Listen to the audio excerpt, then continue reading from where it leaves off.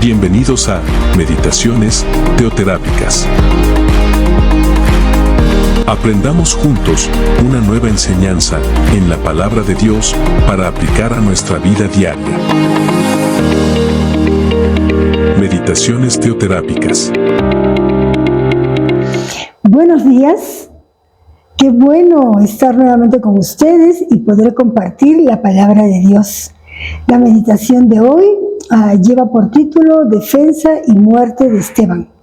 Vamos a analizar el capítulo 7 del libro de los Hechos, versículo del 48 al 60. Pero para entrar en contexto, veamos quién era Esteban. Esteban era un diácono que servía en la iglesia de Cristo.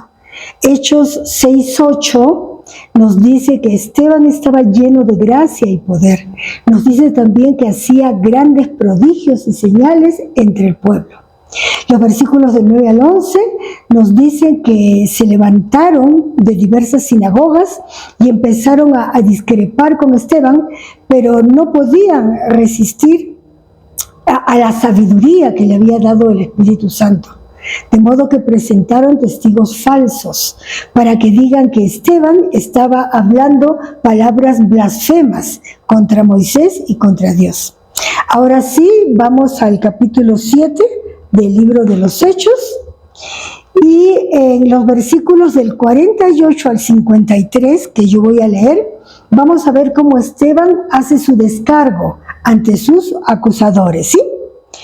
Versículo 48. Sin embargo, el Altísimo no habita en casas construidas por manos humanas, como dice el profeta. El cielo es mi trono y la tierra el estrado de mis pies. ¿Qué clase de casa construirán? Dice el Señor. ¿O qué lugar de descanso? ¿No es mi mano la que ha hecho todas estas cosas? Versículo 51. Tercos, duros de corazón y torpes de oídos. Ustedes son iguales que sus antepasados, siempre resisten al Espíritu Santo. ¿A cuál de los profetas no persiguieron sus antepasados?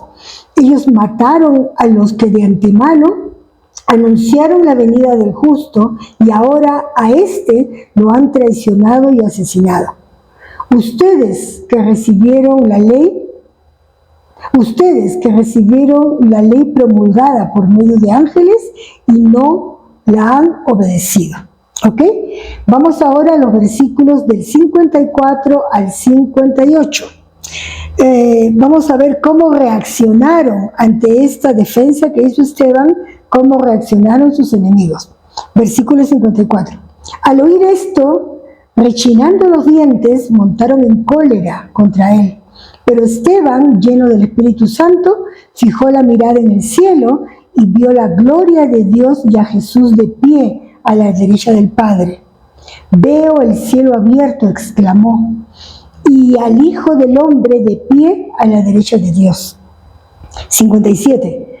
Entonces ellos, gritando a voz en cuello, se taparon los oídos y todos a una se abalanzaron contra él. Lo sacaron a empellones fuera de la ciudad y comenzaron a apedrearlo. Los acusadores le encargaron sus mantos a un joven llamado Saulo. Y esto es muy interesante, ¿no?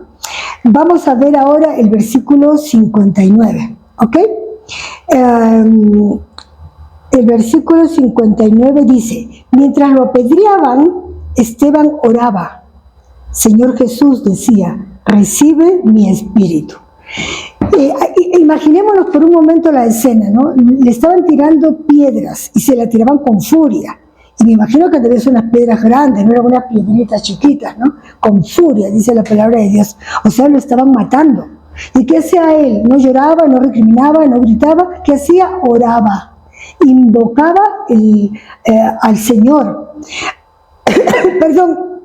Es importante también que veamos que sus enemigos, los que lo estaban matando, pensaban que lo iban a alejar de Dios porque esa muerte era terrible. Sin embargo, lo estuvieron acercando más al Señor. A Esteban no le importaba morir porque estaba convencido que su espíritu se reuniría con Jesús, como dice Eclesiastés 12:7. Volverá entonces el polvo a la tierra, como antes fue, y el espíritu volverá a Dios, que es quien se lo dio. Con su actitud, Esteban nos enseña a confiar en Dios cuando estemos atravesando por sufrimientos y tragedias. Pedro, en su primera carta, capítulo 4, versículo 19, nos dice: así pues, los que sufren según la voluntad de Dios, confíen en su fiel Creador y sigan practicando el bien. Qué belleza, ¿no? Lo que le hicieron a Esteban, o sea, lo que hicieron con Esteban fue un pecado gravísimo. Pero, a pesar de la furia y la maldad que pusieron contra él, la reacción de Esteban, ¿cuál fue? De amor y de perdón, que es lo que manda la palabra de Dios. Esteban fue obediente hasta el final, y no fue un final feliz, ¿no? Versículo 60. No fue un final feliz en el sentido de la manera como lo masacraron, ¿no? Versículo 60. Luego cayó de rodillas y gritó: Señor, no les tomes en cuenta este pecado. Cuando hubo dicho esto, murió. Durante su martirio, Esteban fue paciente y piadoso. En todo momento demostró mansedumbre y los perdonó. Con su disposición pudo experimentar el gozo del Espíritu Santo, a pesar de. Esteban nos enseña a devolver bien por mal.